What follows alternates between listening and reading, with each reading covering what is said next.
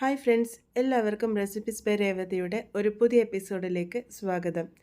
ഇന്ന് വന്നിരിക്കുന്നത് ഗോതമ്പ് പൊടി ഉപയോഗിച്ച് തയ്യാറാക്കിയെടുക്കാൻ വേണ്ടി പറ്റുന്ന നല്ലൊരു പലഹാരത്തിൻ്റെ റെസിപ്പിയുമായിട്ടാണ്. കുട്ടികൾക്കൊക്കെ ഒരുപാട് ഇഷ്ടാവുന്ന ഈ ഒരു പലഹാരം പുറമേ നല്ല ക്രിസ്പി ആയിട്ടിരിക്കും, ഉള്ളിൽ നല്ല സോഫ്റ്റ് ആയിട്ടാണ് ഇരിക്കുക. അപ്പോൾ ഈ ഒരു പലഹാരം എങ്ങനെയാണ് ഉണ്ടാക്കാമെന്ന് നമുക്കൊന്ന് നോക്കിയിട്ട് വരാം. അതിനായിട്ട് ആദ്യം തന്നെ ഞാനിവിടെ എടുത്തിരിക്കുന്നത് ഉരുളക്കിഴങ്ങാണ്. 3 മീഡിയം സൈസിലുള്ള ഉരുളക്കിഴങ്ങ് തൊലിയൊക്കെ കളഞ്ഞ് ഒന്ന് കുക്കറിൽ വേവിച്ചെടുത്തിരിക്കുന്നതാണ്. ഇതിൻ്റെ ചൂടൊക്കെ നല്ലപോലെ മാറി വന്നതിന് ശേഷം വേണം നമ്മളിത് നല്ലപോലെ ഉടച്ചു കൊടുക്കാൻ വേണ്ടിയിട്ട്.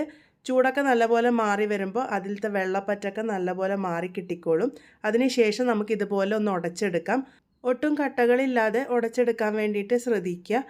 അതിനുശേഷം ഇതിലേക്ക് ചേർത്ത് കൊടുത്തിരിക്കുന്നത് ഒരു മീഡിയം സൈസ് ഉള്ളി നല്ല കനം കുറച്ച് അരിഞ്ഞെടുത്തിരിക്കുന്നതാണ്. ഇതിൻ്റെ കൂടെ ചേർത്ത് കൊടുത്തിരിക്കുന്നത് തക്കാളിയാണ്. തക്കാളിയുടെ സീഡൊക്കെ മാറ്റിയിട്ട് വേണം നമ്മൾ ഉപയോഗിക്കാൻ വേണ്ടിയിട്ട്. ഒരു മീഡിയം വലുപ്പത്തിലുള്ള തക്കാളി നല്ല കനം കുറച്ച് അരിഞ്ഞെടുത്തിരിക്കുന്നതാണ്. തക്കാളിയിൽ നിന്നും വെള്ളം ഇറങ്ങി വരുന്നത് ഒഴിവാക്കാൻ വേണ്ടിയിട്ടാണ് നമ്മൾ അതിൻ്റെ സീഡ് മാറ്റിയെടുത്തിരിക്കുന്നത്. ഇതിൻ്റെ കൂടെ തന്നെ ഒരു ക്യാപ്സിക്കം ചെറുതായിട്ട് അരിഞ്ഞതും കൂടെ ചേർത്തിട്ടുണ്ട്. ഒരു വലിയ ക്യാപ്സിക്കത്തിൻ്റെ പകുതിയാണ് ഞാനിവിടെ ചേർത്ത് കൊടുത്തിരിക്കുന്നത്. പച്ചക്കറി നിങ്ങൾക്ക് ഇഷ്ടാനുസരണം മാറ്റിയെടുക്കാം കേട്ടോ.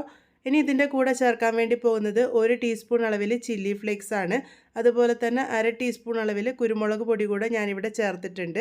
ഇനി ഇതിലേക്ക് ഞാനിവിടെ ചേർത്ത് കൊടുത്തിരിക്കുന്നത് 1 ടീസ്പൂൺ അളവിൽ പിസ്സ സീസണിങ് ആണ്. ഇത് നമുക്ക് സൂപ്പർ മാർക്കറ്റിലൊക്കെ വാങ്ങാൻ കിട്ടുന്നതാണ്. ഞാനിപ്പോൾ ഈ ഒരു പലഹാരം ഉണ്ടാക്കിയിരിക്കുന്നത് പിസ്സ ഫ്ലേവറിലായതുകൊണ്ടാണ് ഇത് ചേർത്തിരിക്കുന്നത്. നിങ്ങളുടെ കയ്യിൽ ഇത് ഇല്ലാന്നുണ്ടെങ്കിൽ നിങ്ങൾക്ക് ഇതിന് പകരമായിട്ട് മല്ലിപ്പൊടിയും ഗരം മസാലയും ചേർത്ത് കൊടുക്കാവുന്നതാണ്. ഇനി ഇതിലേക്ക് ഞാനിവിടെ 1 ടീസ്പൂൺ അളവിൽ പിസ്സ സോസും കൂടെ ചേർത്ത് കൊടുത്തിട്ടുണ്ട്. ഇത് നമ്മൾക്ക് സൂപ്പർ മാർക്കറ്റിൽ വാങ്ങാൻ കിട്ടുന്നതാണ്. നിങ്ങളുടെ കയ്യിൽ ഇതില്ലാന്നുണ്ടെങ്കിൽ ഒഴിവാക്കിയാലും കുഴപ്പമൊന്നുമില്ല.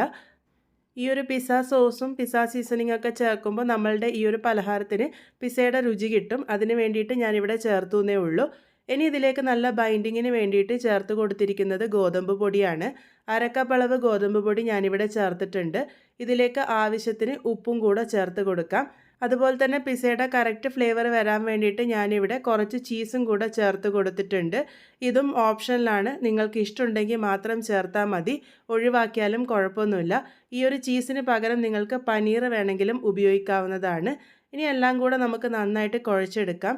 ഇതിൽ വെള്ളത്തിൻ്റെ ആവശ്യമൊന്നും വരില്ല. ആ ഒരു ഉരുളക്കിഴങ്ങിൻ്റെ പറ്റിലും അതുപോലെ തന്നെ ആ ഒരു പച്ചക്കറി ചേർത്തതിൽ നിന്ന് ഇറങ്ങി വരുന്ന വെള്ളത്തിൻ്റെ പറ്റിലും നമുക്ക് കുഴച്ചെടുക്കാം. ഇതൊരല്പം കുഴഞ്ഞ രീതിയിലായതുകൊണ്ട് ഞാനിവിടെ 2 ടേബിൾ സ്പൂൺ അളവിൽ റവ കൂടെ ചേർത്തിട്ടുണ്ട്. റവ ചേർക്കുമ്പോൾ നമ്മളുടെ പലഹാരം ഒന്നും കൂടെ ക്രിസ്പി ആവാൻ വേണ്ടി സഹായിക്കും. എന്നിട്ട് എല്ലാം കൂടെ നന്നായിട്ട് ഞാനിവിടെ കുഴച്ചെടുത്തിട്ടുണ്ട്.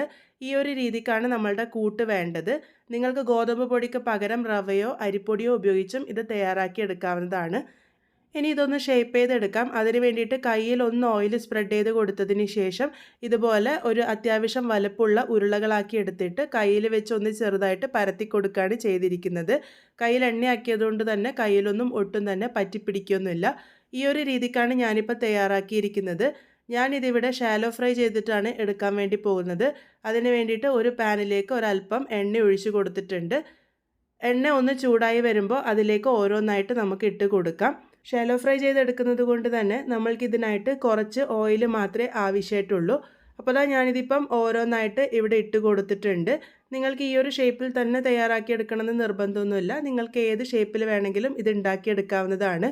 മീഡിയം ഫ്ലെയിമിൽ വെച്ചിട്ട് കുക്ക് ചെയ്തെടുക്കാം.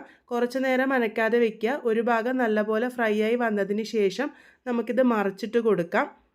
ഇപ്പോൾ നോക്കൂ, ഒരു ഭാഗം നന്നായിട്ട് ഫ്രൈ ആയിട്ട് വന്നിട്ടുണ്ട്. ഞാനിതിവിടെ മറിച്ചിട്ട് കൊടുത്തിട്ടുണ്ട്. ഇതേപോലെ തന്നെ നമുക്ക് ബാക്കിയുള്ളതൊക്കെ മറിച്ചിട്ട് കൊടുക്കാം.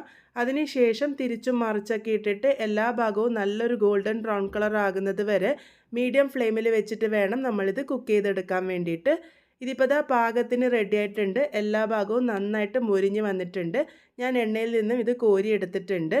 അപ്പോൾ നമ്മളുടെ വളരെ ടേസ്റ്റി ആയിട്ടുള്ള പലഹാരം ഇവിടെ റെഡി ആയിട്ടുണ്ട്. കുട്ടികൾക്കൊക്കെ ഒരുപാട് ഇഷ്ടമാവുന്ന ഒരു ഫ്ലേവറിലാണ് ഈ ഒരു പലഹാരം ഉണ്ടാകുക. ഇതൊരല്പം എണ്ണ കുടിക്കും, അങ്ങനെ ഒട്ടും എണ്ണ കുടിക്കില്ല എന്ന് ഞാൻ പറയില്ല. പുറമേ നല്ല മൊരിഞ്ഞിരിക്കും, ഉള്ളിൽ നല്ല സോഫ്റ്റ് ആയിട്ടാണ് ഉണ്ടാകുക. അതുപോലെ തന്നെ ചീസിൻ്റെ ഫ്ലേവറും നല്ല പോലെ കിട്ടും. പിസ്സ ഇഷ്ടമുള്ളവർക്ക് ഈ ഒരു പലഹാരം എന്തായാലും ഇഷ്ടമാവും. എല്ലാവരും ട്രൈ ചെയ്ത് നോക്കുമെന്ന് പ്രതീക്ഷിക്കുന്നു. ഫീഡ്ബാക്സ് ഒക്കെ പറയുക. വീണ്ടും ഒരു നല്ല റെസിപ്പിയുമായി വളരെ പെട്ടെന്ന് തന്നെ കാണാം.